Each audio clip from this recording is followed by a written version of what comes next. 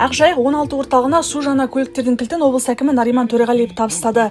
Қариялар күнімен тұспа-тұс келген атаулы күні аймақ басшысы қызмет алушылармен кездесіп, жағдайларын да білді.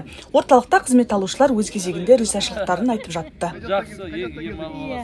Біріншіден, бұл орталықтың ерекшелігі бұл жерде халықаралық бүгінгі стандарттарға сай барлық жағдай жасалған.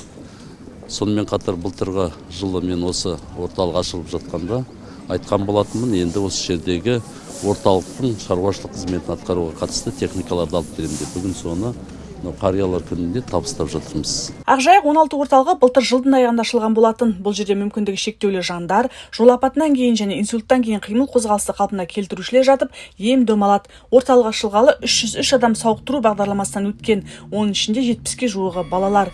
Бүгін осы орталыққа келушілерді тасымалдауға арналған газель автокөлігі тапсырылды. Енді қызмет алушылар емін-еркін орталыққа қатынай алатындықтарын айтып, риза болып жатыр.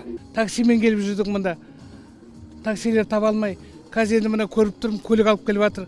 Жақсы болған екен. Айта кетейік, Ақжайық 16 орталығы халықаралық стандарттарға сәйкес сауықтыру шараларын жүргізетін бірегей мекеме.